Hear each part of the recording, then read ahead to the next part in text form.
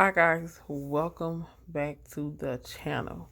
So today I was doing a little research because a lot of kids and a lot of black kids, a lot of black sisters, black brothers are coming up missing, and their organs are gone. Their brain, their eyes, their lungs, their kidneys, even their private parts. And women, also women uterus, are coming up missing. So just doing a little research on Google, and I ran across this article, and it states when a black man's heart was transplanted without consent, 53-year-old Richmond man, heart donor identified. So and in May 1968, the family and friends of Bruce Tucker, a 54-year-old African American factory worker, became worried after he failed to come home from work.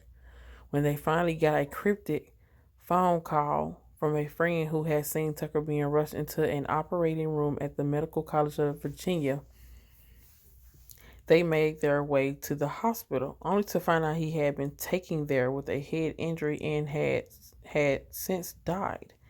It was a funeral director, not hospital staff, who alerted Tucker's family the following day that his heart and kidneys were missing.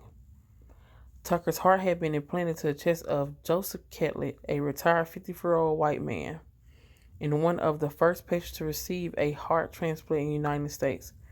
Virginia law required that at least 24 hours elapse between determination of death and declaring the body to be abandoned by family.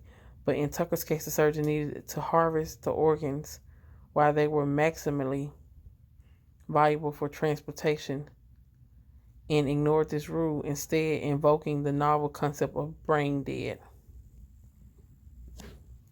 The hospital staff insisted that they had done everything to locate Tucker's family to obtain consent, even speculating that no one was claim him in order to evade the cost of his care.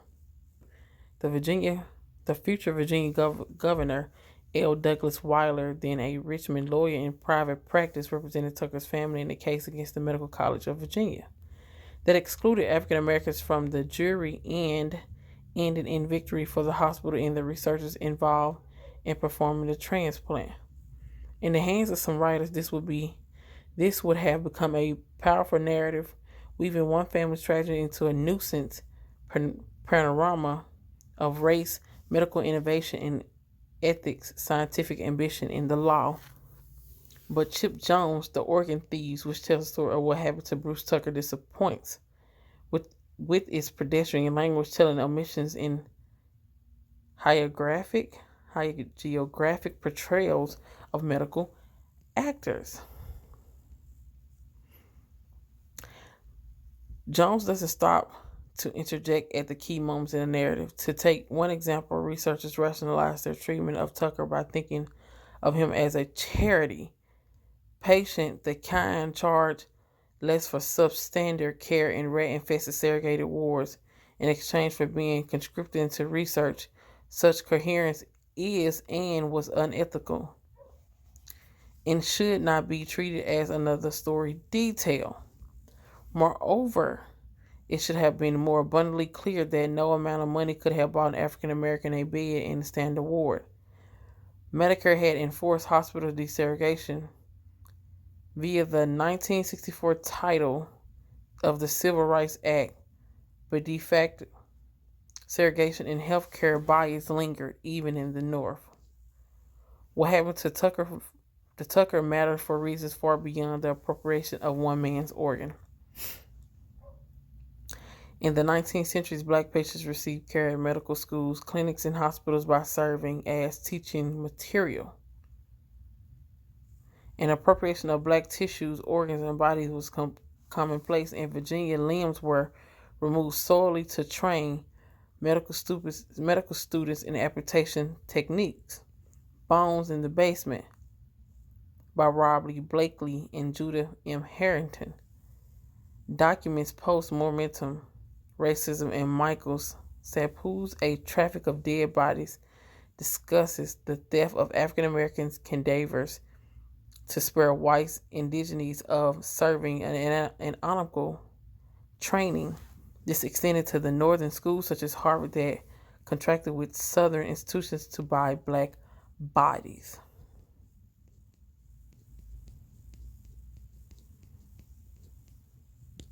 Wow, guys.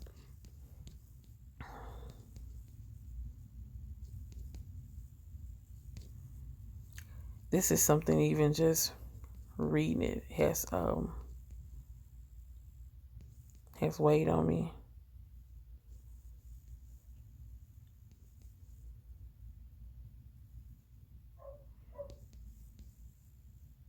The author describes some of the key history of body appropriations but failed to engage with the ethics of these practices, explaining away the moral lapses of researchers as a result of systematic racism and powerful ambition.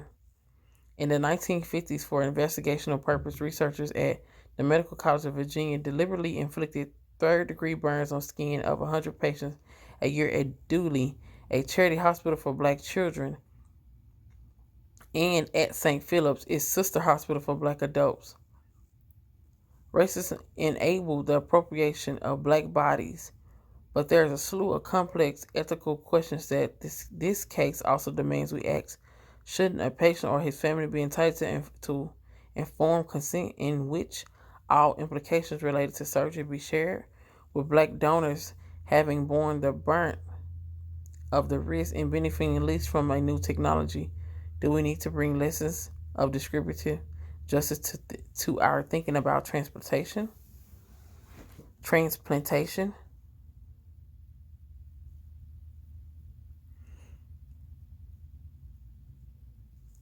Wow, guys. This is history. This is history and how we have been studied on for years. We didn't feel any pain. We're 3/5 of a human. This is history. Do your research. Because the things they was doing 50, 60, 70, 100, 200 years ago, they're still doing it now. This is sickening. It's disgusting. I'm out, guys. This is weighing on my spirit. I'm out.